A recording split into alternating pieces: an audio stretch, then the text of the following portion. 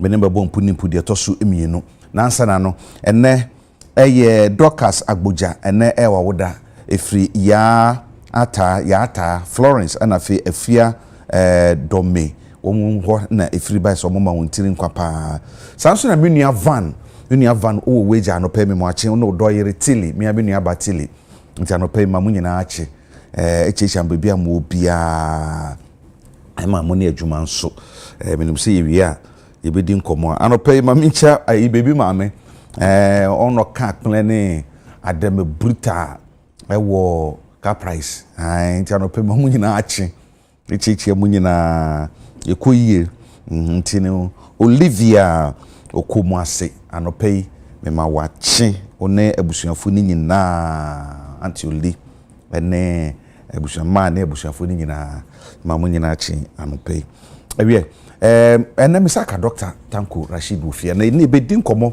e dia fa niam ahodo a ekoso a se na yato aba ama bato na ko na wie ya still it is for raise concerns e wo abato na kenkan ene mrashidwa makomako enkono ehun sama sorry medim se ebi wo ho a okọ center ho collation center ho obra na ho ye ne koso no nti bebi se de na si wo ho a nti still na no moda so gena bibia wo mu ejina ane de omo ka doka kwa aba ya dance no mre pa ya mo abe check akra so fine eno anu fa che na kushi wa hanti ya mamuntiri nkwanso say my boy adwuma na madi nkunim as a political party.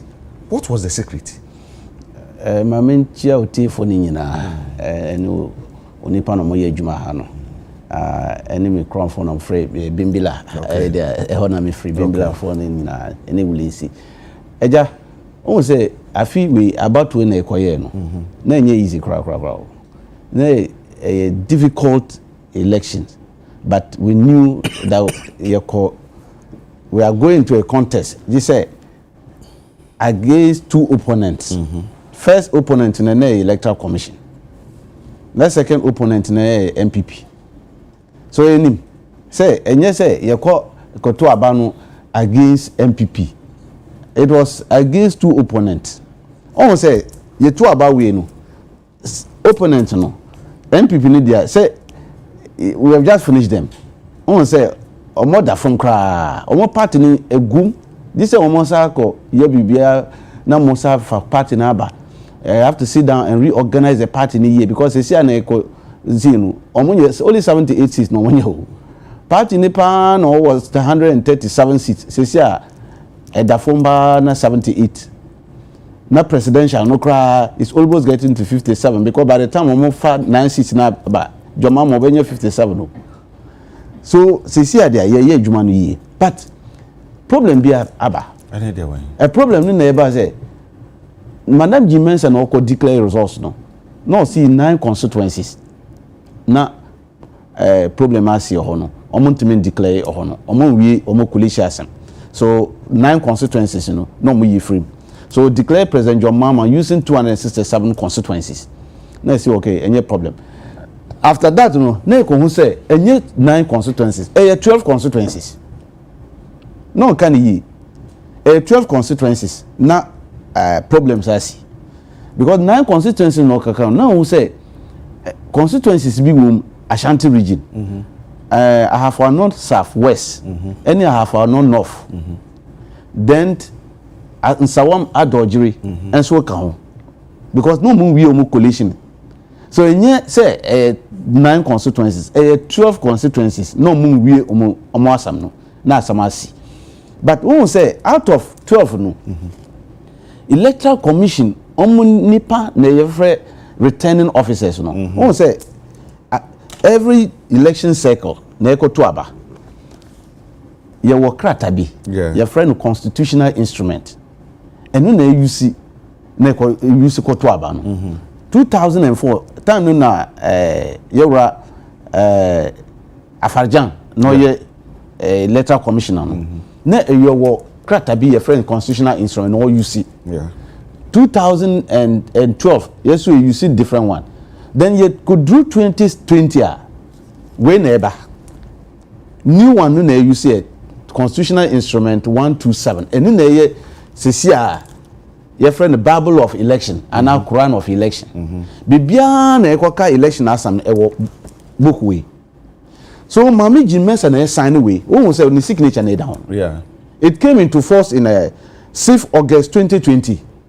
So say we be here about to asam ani na ewo krata way. Na who say krata no e ka say nipa no wo power no be declare parliamentary election returning officer. Okay, Arrow. Constituency Arrow. Your friend constituency returning officer. So you see here were 276 arrows. Every constituency were baku. Okay. Then presidential new baku na presidential arrow. And then Madam Jean Mensa. So say ka parliamentary asema Madam Jean Mensa, she doesn't have any hands whatsoever in the declaration of parliamentary resource. Any in the commissioners. Omo ni kwan bia. Regulation 43 ewa ha. Makwan na arrow no obe flu ansa na obe declare. So pink sheets aba obe chwa pink sheets ni results ni nyina egu another document be your friend see this in from 1C and no na Re-collation form no or chwa results ni nyina gum say who say constituency na e 200 polling stations 200 polling stations ni nyina obe chwa no gum on form no then obefa calculator no say my NDC I calculate 200 results ni nyina no chogum MPP obe calculate 200 polling stations ni nyina no chogum final results no obe chwa no gum another form na efrey form 1D eni na ye summary sheet no onu na returning officer no no obe kita no say NDC onye si MPP onye di by the powers vested in me we no di nkunim no funny okay oye ni we are na samra we ni obetro krata bi your friend from 1B eno na written na obetro say Tanko Rashid computer oni na oye parliamentary candidate ha vote say na onya no fa krata no commissioners no okay so former commissioners no obudjuma ye under regulation this is 43(2) almost written no commissioners omoji written no ombe gazette next say returning officer no na dwumadi ni nyɛ de ahye ne sɛ constituency ho a constituency enti no ano yesi ndom yesi commissioners ndom ni mu omuni kwan ho no enti so wie a na watwere sɛ me wie ye no we na me odi nkunim no na me de obu de sa krata no koma commissioners no mo dwan so mo gazette a gazette omudwuma ye gazette no mo troma clerk of parliament say papa we no omutuma constituency we oti ase omudwuma no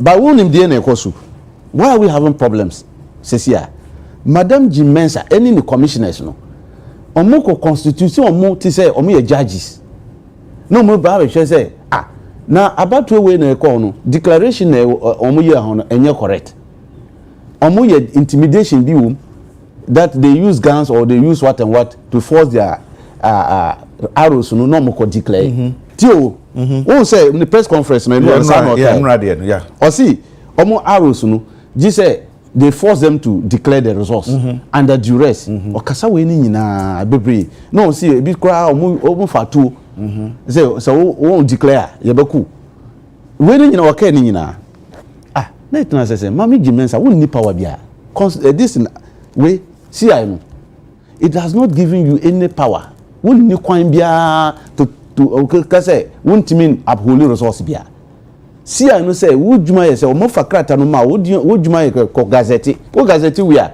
obi the one who is affected think that we no mo ye no enye correct it was done under duress on the kwan no obeko ye wo law bi your friend is PNDC law 284 and no na ye representation of people act no it's from the PNDC law Google a obehu PNDC law 284 bere on Google na ohwe because me can ha o say computer na wo fa na diaba where law e wo PNDC law 284 section 20 okay na obehu ade na eka na o say ade na commissioners no illegal completely illegal omo na mo cause confusion this in on this country.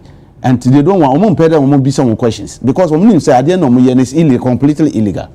Section 20 of PNDC law 248 the 284 Pressure well. Me share. Me say me share. Na 284 section 20 grounds for cancelling election results. They've stated it there. So you say Madam Jimenez and overturn on the commissioner say you cancel results a declaration no more way there yempene you be say your Re-collation you be say omo ni kwan yo sa. So when we say grounds for cancelling I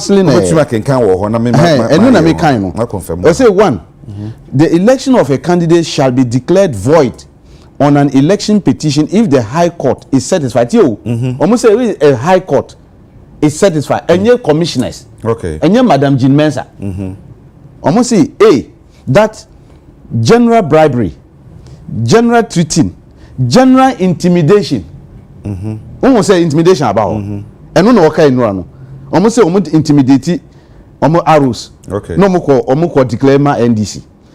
The law is saying general intimidation or other misconduct or circumstances, whether similar to those specified in this law or not, have extensively prevailed that they may be reasonably supposed to have affected the results of the election. We High Court has it. And yeah, Madam Jean Mensa. So who can say, Omu intimidate or Arua? Omu intimidated them under duress or announced. The High Court makes room for that. If there's enough evidence, if I call High Court that yes, these people were intimidated, no more court declare results. No, the High Court will make a determination on it. It doesn't lie in the mouth of Madam Jean Mensa. But let's assume the declaration ne course no. Omu who say no can be say ye nyina Ghanaian saw videos called viral say some of the return officers were manhandled by party supporters. And you know onipa na ye no kro ne hu and no odi declare nti ono na hu na de no feeling say a video say party phobi jojo bi say ka wan ka be boarding na se for na abakokra ye so abakokra ka na se osu de am hihye ni bi no meaning say with me used to this word common sense you know ade na nkoye it is a me abeye pani na ye dey from we say 1B ne be brebe say me gazette so when you now koso and akwa ne declare 1A no declare dia say or the 1B ne bre na say me so me gazette na say boni na esi ni nyina achi no ma gazette enti no anya dia eboa me enti na say be hwemanka 1A no de course de hwe na esiesie ansa na 1B no ma gazette o kan say nya no ano no eja enye sir law no operate sir. Okay, we operate under a law, rule of law. Law no na ema no kwan say onye say say law no ma o kwan na wontimi ye ne sir onye judge won say judge no ne dwuma no na mo kan no. Okay, won say intimidation or something na o kan nyina the bosom of the judge to interpret it. So who evidence say omo force returning officer no fa videos ni nyina koma judge no.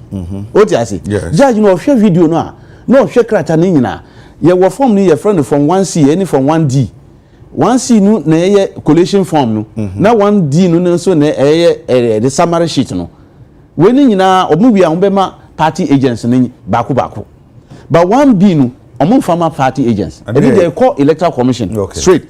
So what you see so who you we ni there you don't put yourself in the midst of the problems. What your gazette we are obi na effect no obeko court because he say nipa we na gazette no ye ngia to because he was declared under duress enye kwan bia na mo fa no enye correct wo be fa evidence no nyina akoma high court no na court no we hwe sa no won say court under article 99(1) of our 1992 constitution a high court man kwan say determine whether you were validly elected or not properly elected. Enye Madam Jean Mensa ni djuma ni dia say me quality results ni we are me arrow na me quality me we ni nyina na me see mami Electoral of Dominic Abenya oni na odi nkunim. My work has finished. I'll send the 1B to you and then oko gazette we are na MPP omo agiatum omo court. But to say me be say me say re-collation kwan bia ni ha ma re-collation bia kwan bia ni ha afarjan time no na kwan wom ena e wo CI no constitutional instrument so betima ye re-collation so who declare resource constituency na e ba regional ho no afarjan betima say me ye be sa obi say ompene yen sa ye re-collation o hwe na e wo CI no 2012 na e wo CI no but you could do 2020 new CI aba CI we ho na twere commissioners on say enu madam Jinmens and signature na ya no on say enti na say mra we ye ka ho asem yi no ye sa re-collation na free mu no under DCC and this amra na ba say ye de free mu mama chiro bi on say 2020 ye ko to aba na techima staff na asamesi ho na nipa wu to the shot people and they died in the midst of the shooting no the arrow no declare resource. There was who level video ne say mama no yeti for be share who level in the hall soldiers any police no mo kodoni ma arrow no announce resource no so ye wura Haruna Idrisu time no na ye minority leader ochro krata koma madam Jinmens say declaration na oye no Mama say re-collation because re-collation a collation na enko yie onim de na mama Jinmens no trauma NDC any minority leader for no mama Jinmens trokrata koma mo say ye processes na ye no you say ye collation na ye declaration we betima ask for re-collation but say ye declaration we are won't me ye re-collation okay nti yan fan say ya kenkan awie na say ye declare they are between re-collation we betima be say ye declare pe no re-collation okay so we per re-collation there court okay so no can 2020 because she was quoting from CI 127 under regulation 43 because kwan bia ni for re-collation after declaration so declare we are there asama how come here 2024 the same year yeah amendo yeah you see the same year now open this thing re-collation why is she looking for re-collation principle behind omni principle because the principle you use in 2020 is the same principle we are asking you say omoye no see obey re-collation where did you get your power from krata no way chain you fa krata no ko kire IGP you kire mo na kan say na mama Jinmens when o trauma 2020 also want me hear re-collation after declaration so won pene court omo krata na ekasa then 2020 you are saying that you uphold it because process no omo enko yi ana intimidation duress every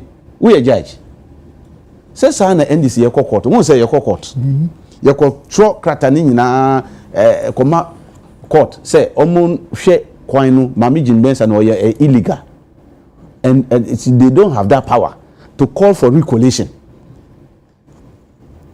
eja ye fa krata we koma mama Jinmens any MPP form still no mo pede mo ye re-collation trying to defy the court orders na mo ye no why are they doing this ye general secretary ewra Fifi honorable Fifi Koti ochro krata koma mama Jinmens see omma kwan na ye emergency IPAC meeting on say IPAC meeting ye call eboa pa yeah because parties ni nyina ye beba na edwindwi ko hwed kwan bi na ebefa 9 constituencies we na asunje beba she did not even give us the respect of responding to that letter up till now o say on free IPAC meeting okoye press conference no did ni part time or kasa by heart na yenim say IPAC meeting aba ye ko IGP ye kan so no say IPAC meeting aba we ni nyina na emba basa we ni nyina aba na emba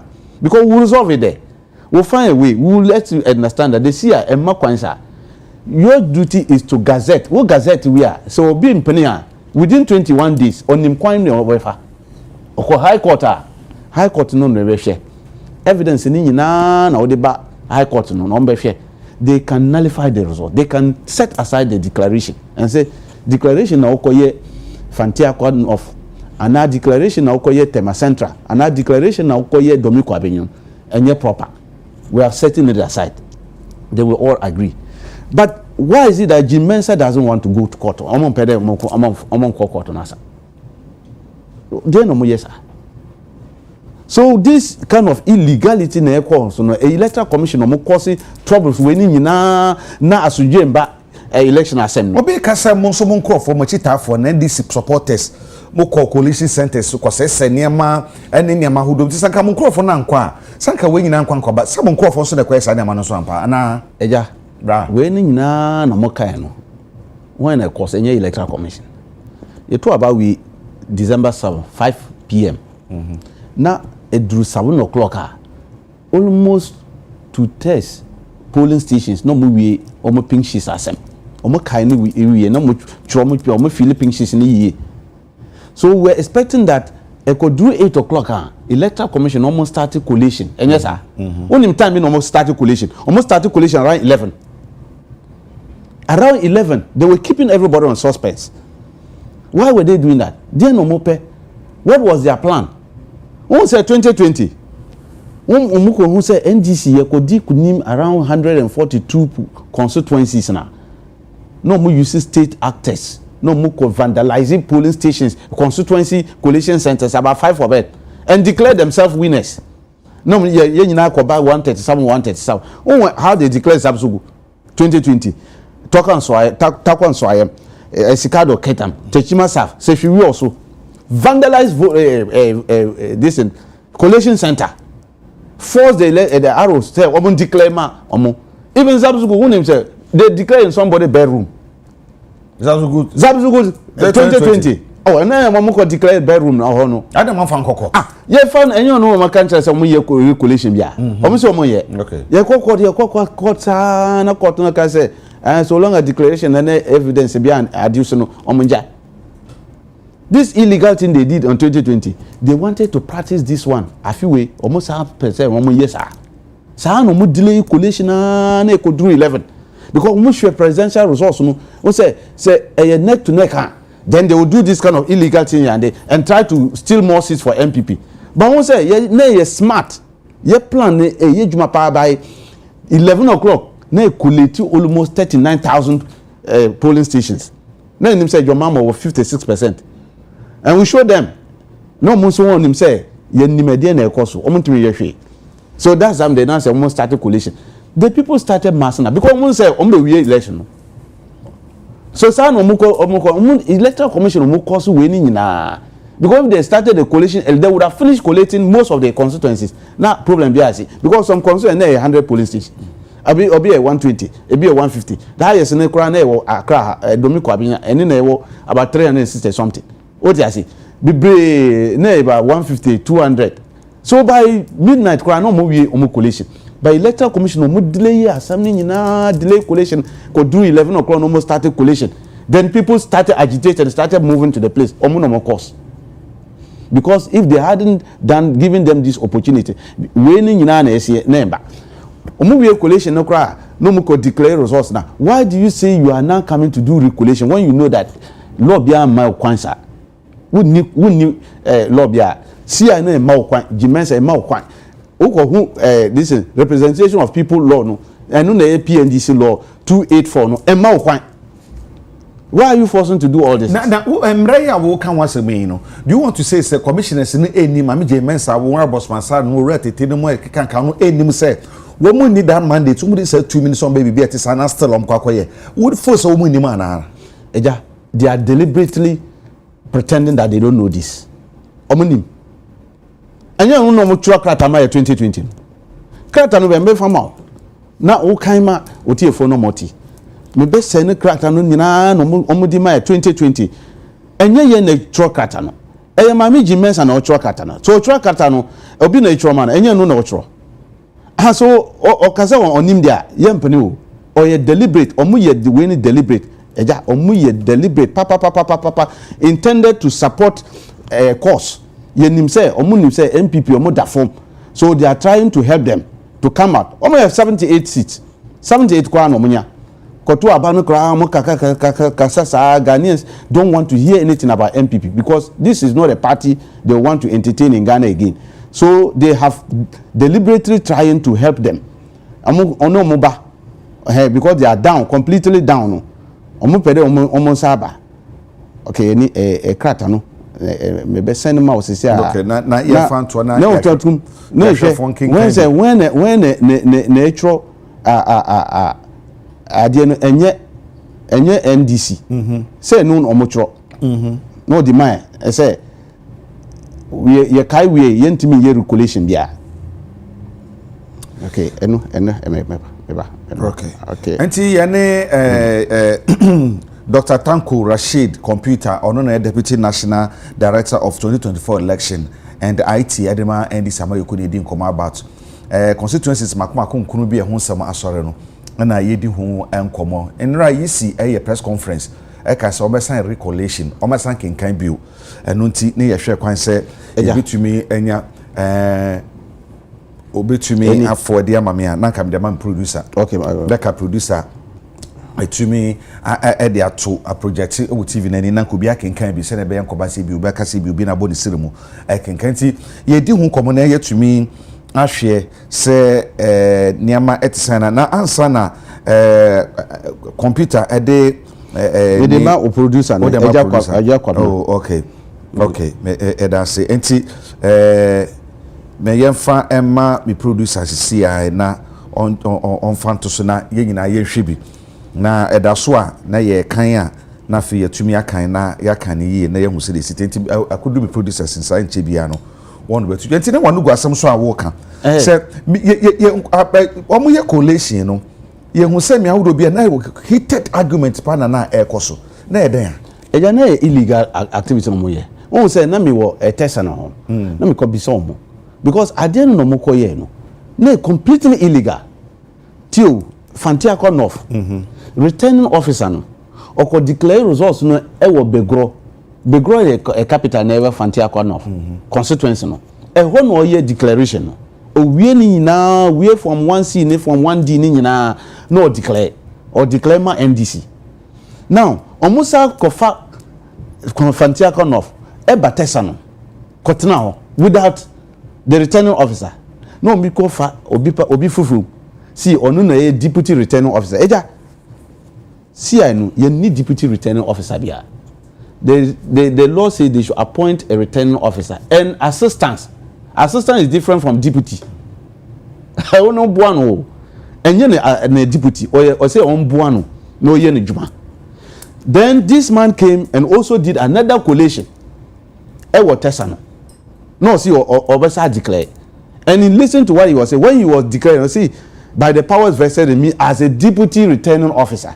Okay. In the absence of my returning officer. Okay. When enkrata na odema bibia wa circle no 13 no na be person ke boss to o say Re-collation can be done at all levels when requested before the declaration of results. However, once election results have been declared, a dissatisfied party cannot request for Re-collation or recount of the results. Enye no ano. Omo no mutual crataway. So mutual crataway come NDC 2020. How can you tell me today they don't know this? Omo ni ma de no mo ye. Omo no mutual crataway we sign wo hu ni signature down Madam Jinmesa. Omo no mutual crataway my 2020 we asking for Re-collation and ma teach myself. No can't say ye Re-collation. If you are doing collation, then you don't ask for the Re-collation before declaration. After declaration, you ain't be yet, and you know okay. So how come a few way, chinchina chin or see obey? Oko chokata koma police form, see police on Mumbuano, or no press conference. See His Excellency Nanado Dankwa, on in a sitting president, and His Excellency John Dramani Mama, incoming president. See Omumbuano. They should help you in your illegal act.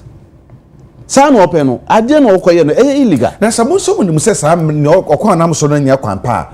Ade na so mfa nko mfa nko because e dan akọtọ na be kokọ wi. Ana mo so mfa nko kokọ nkaka se Ewraje Mensa ene ne apamfo eye ne ma bi a tia oman emra abato omra ne abato hyehyeye a wo mo commission no e de samra no wo ma na de bae obubum na no so na kọtọ so ntena se nka se ye mfa nto to wonhwe na court no emma is ni directive said debi the amoye no it goes against your own ally and say mo mera mo de ye adwuma ana mo fa court eje ye fa court last week ni nyina o won say sawam adojiri ye fa no court ye ba ho no na koma the bailiff ne ba ho no tesano no koma another pre the police were preventing the bailiff and when I said na me I was mad at them.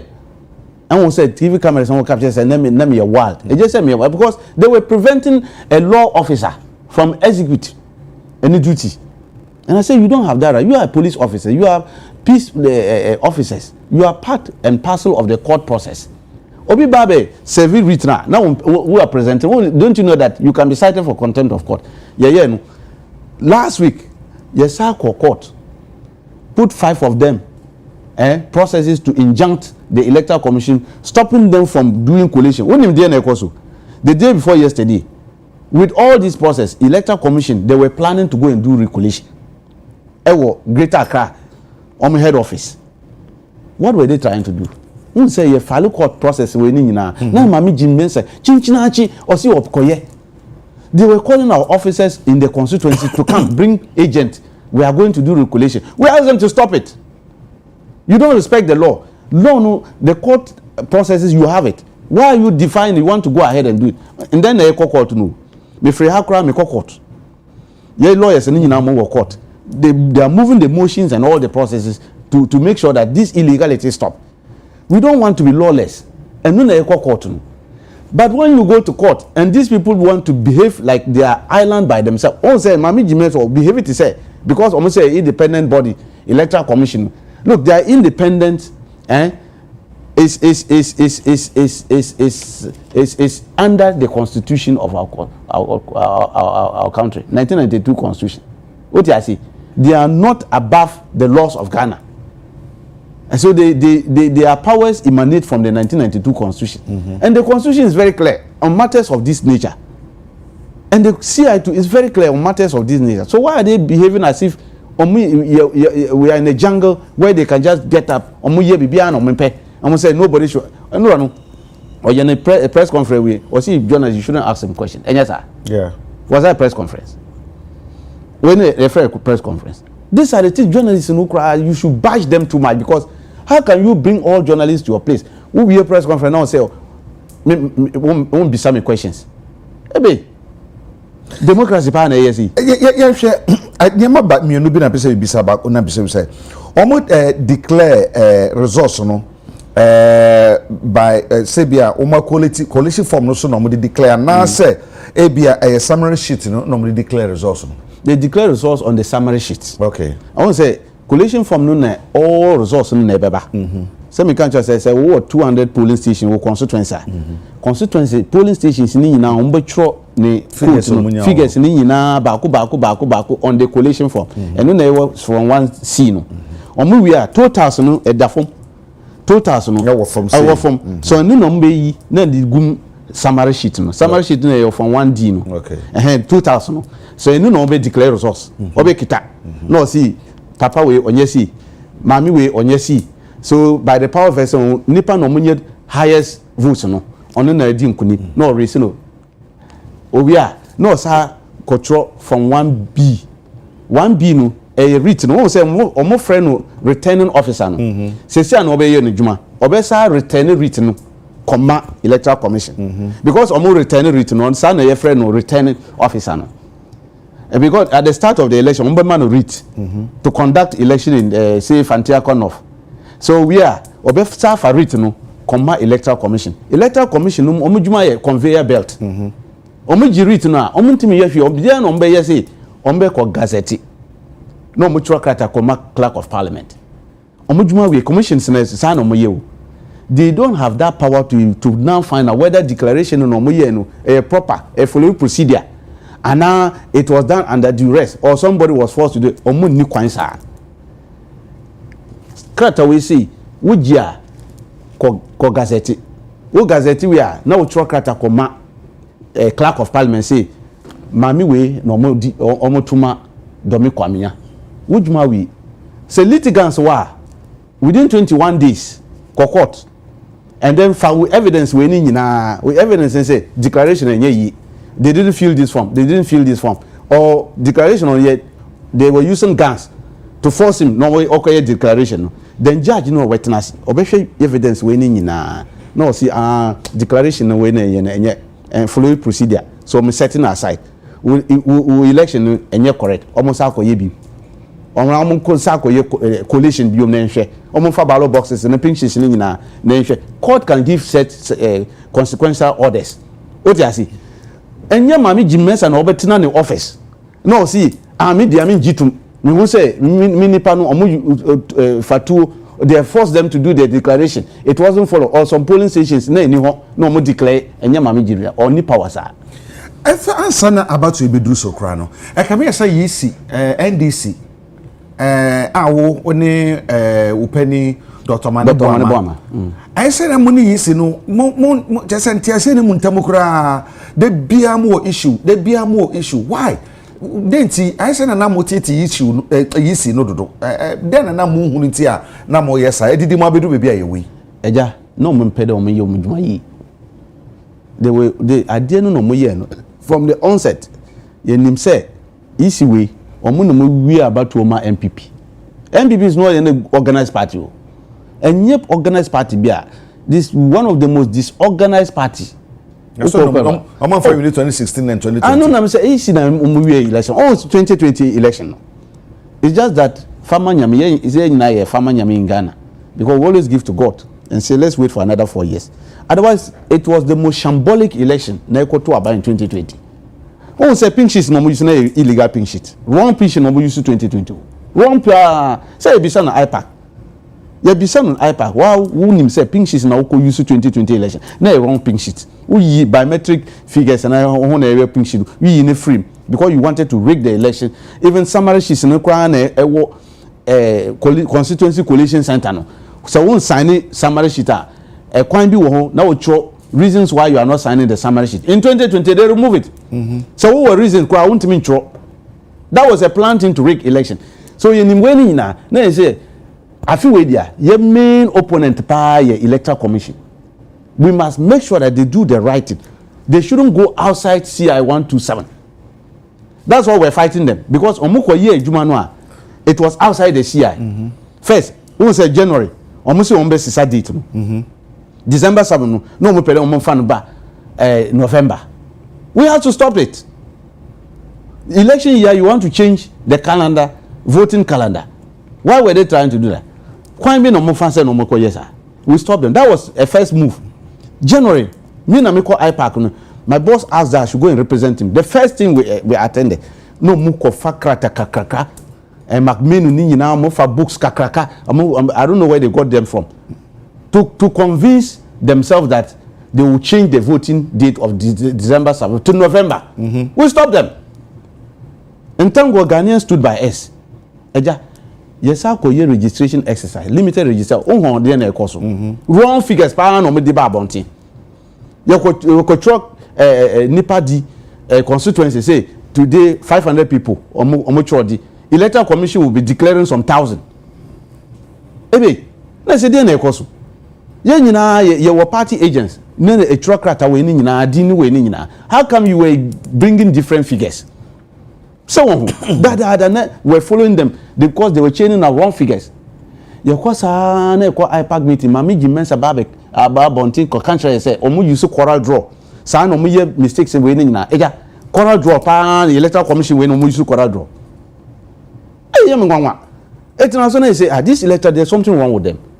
Quarrel draw is designing software. And then they use designing this posters any complementary cards. We a design software. And you say for arithmetic, we thought that was the end of it. Eja, omukofa register bi ba bonti provisional voter register. So adena ekoso. That led us to go to the street to demonstrate against it. Wrong provisional register, illegal transfers bebre. Utina ha, unim say omu transfer udinko bunkurugu yunyo. Utu aba aha UTV center, polling station UTV Accra. Now omuko UD ko she bunkurugu without your knowledge. Electoral commission what were they doing that? To disenfranchise a lot of NDC voters They were targeting NDC voters. How do you know say NDC for? Nipa bembre no mo koye illegal transfers na NDC. Tamale hono no mo koye nipa free ko share pusiga no. Say Tamale South voters. NDC voters. No mo koye omo di ni nyina ko share pusiga. Say bi so si e wo mention of. Mention once na illegal transfer. Omo ye transfer, omo say omo drew 12 months. That was different. That's one mistake they are always quoting and say. Where they came and applied for the transfer. Apply and they transferred them. Then the MPP challenged that they were not up to the 12 months that they did the transfer. But this one, and you say who now apply? The law say who now apply. But Nipa were illegal when they say they didn't apply for any transfer. Electoral Commission, they sat in their offices and start transferring people by heart illegal. Were you expecting NDC? This beautiful victory we got, it would have been something else, because they had planned it to manipulate the register anyway. I want to say the day you are voting, you cannot protest again, because police station now didn't go inside. So this was their plan. We stopped them. Yes, I drew ballot papers printing. For the first time, ballot printing. Don't you see that during election day, ballot papers were flying all over the place? Illegal ballot papers. At Kumasi arrested 500,000 ballot papers sent to Ashanti region. What were they sending them to do? Oh, say Yamin, any videos in the room where they saw it, the boxes, 500,000 ballot papers. We election Ashanti region. Last 2020 election, omunya 1.7 million votes. And yes, sir. I feel we omu say. And 1.3. I mean, 1.3. When you those illegal fake ballot papers, no, when they add it, it will move them at 500,000 plus 300,000. Every more 1.8. And yes, sir. That was what they were targeting. We stopped them, and they were doing it in connivance with the Electoral Commission. So yes, sir. So we say, we are going to win. You be breaking it. There are million ways of voting, million ways of stealing. And then we call for 500,000 ballot papers, fake ballot papers. Then they will add it to their 1.3, no 1.8. Okay, sir, no say, hey, start 2020 cry and 1.7. Say 1.8 way they say correct. Sir, no. But we managed to stop them and prevented them. So we Electoral Commission we no more bomb sa no more kay winning na. So you no na omo baba say party way omo 78 polling constituencies. Why are you trying to help them to come to 90? Who say Alfenyo marking or now press conference or can say 90 MPs because they've already added 12 nina komo. Tio omo 78. Legally one. Omo to mamo 78. Ghanaians say let's give these people 78. So that by our wisdom, you bet my mom laptops and our tablets, no mutina fee, no mushe parliament assembly. Because what is their use in parliament? They have no use. They are just constitutional no mutu internet parliament. And COVID time no cry. They say nipa yejuma fee yes sir. COVID sabana say nipa yejuma. COVID any want to. But these people are going to be there wasting everybody's time. Omuba cry ube 200 this thing allowances ni nyina. Omutina fee. No, so that because they are just coming to be nuisance. 78 even if we run shift in parliament, we'll still have majority. Because Ghanaians want NDC to have peace of mind. Peace of mind. No, don't force and give these people 90 seats. That's what Jim Mensah is doing. 12 seats now, MPP, so that it will bring them up from the 78 to 90, so that their disgrace will be minimal. Sa no mo ye o yenim kwan bia no mo fa wo won koye ba yempene loan no brano emma Electoral Commission kwan say o mo ye Re-collation bia yempene this say mo court. If the court thinks that what they are doing is right, we have no problem. Say court need to say that they should stop it, they must stop it. Ye nyina yemfa law no na ye djuma nti ye hwe se say baby a yedrui like I say sa enra press conference na yisiye no mo asisudua say police for emwa the military should also help them say na be ya ebebo amountment sa collation you know enti assume that admitting say police for ama omo e bia that sa request police for antie na se ekoba se bia omukọ na se asrafo ho no sojafo no mukọkọye no a mubo pateki se mubekọ akọkọhwe se ombekenkan na ye adwuma ana se munkọkora eja sa na se ye kokọto se dano ye koshia IGP minime me boss honorable Fifikoti any Dr. Tukono ye na represent NDC na ye koshia IGP na Macbedo any Evans and then papa no me gree finidi no almost a 3 you can show why is the EC so intransigent in listening to wise counsel? Why is it that on pede yen kotenasi IPAC meeting na share kwan bi na ebe fa na resolve we ni nyina? Why is the civil society media, why are you not asking them? Why is it that in the midst of all this, instead of her to call IPAC meeting on pede on fair IPAC meeting, what is she hiding? They know through. The same people who attend IPAC, we are there. We have never harmed you. We have never harmed anybody there. Time bia ye ko dwindwin sa we are nyina ye siri sa ye shake na ye ko na asunjeba. Why is it that see adiama mi jimbensa on pay IPAC meeting as on pay on free IPAC meeting en kasa? That's one. Second, ye ko court ye dia ye koma court.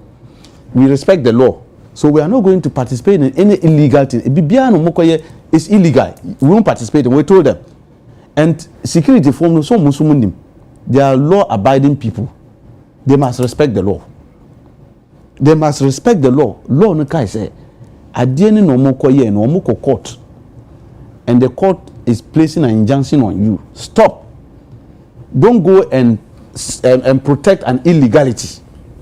That one we are telling them they shouldn't go and protect an illegality. Adieni no mokoye illegal. That's why we send it to the court. The processes have been filed. The court served them, all right. And as I come and argue your case today, and then me free have me court. Your lawyers need now move court. By the end of the day, we will hear from the court on my decision. So my decision about Bontian, you know, you better respect anyone. Now, as but in the midst of this, you are forcing to do Re-collation. What is your interest? Or more interest there? Why are you doing this? The day before yesterday, you were calling our people to come secretly. Obi Kumasi, omusi omombrabe tenasi, obi free techima, omombrabe tenasi, ube ye collation. Why? Omo interested there.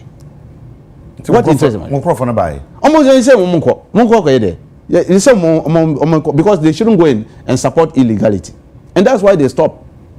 And we ask them to stop. They stop. The police and yet police no omo truck rata ko mama mi jinmensa say they are picking intelligence that it is not safe for them to continue. And yes, sir. Yeah. So why are they creating instability in the country? Electoral Commission. What is their interest? Is it because NDC has won? They want to make the country ungovernable. Using the small power they have, just last minute power, to make the country ungovernable by creating all these avenues for people to come over there and create semblance of chaos in the country. We know their plans. Yes, we were intelligence. We've been in government before. We've been in government before, and we are back again. In the next 15 days or so, we will be sworn into office. So what they are doing, we know what they are doing. We don't want to be lawless. And no echo court no. Yenma court no kwan no mo yomujuma. And the mama court kwan na court aye adwuma. Also me say wo mre ni tie say so court wo. Na ye tie dia court beka. Mo ade say dia mra court na animu no. Ye tie dia court beka. Eno ano. Say court kan etobenkum to nifa wo. E say dia ba to bia ye mpoyem. Ya besan ba fie na abedi nkomo bio. Dr. Tanko Rashid computer be da CP na no pay. Me so me da. Ene wo mre na ya da CP bio se nyuma no dos na so ababe ni na. Ana ehia chereche mu bi atise se na be bi. Me rollis tree ni dia say. Ya. Ai na me pitwi ne me de pa. O de ba ku bi wo bu se so na me so mo a me ya bo mu ebe kakra. Enti obata aba ha. O ta aba ha. Me ba. Wa no be polish. So u se u fi bimbila be free bimbila any we see be free order bimbila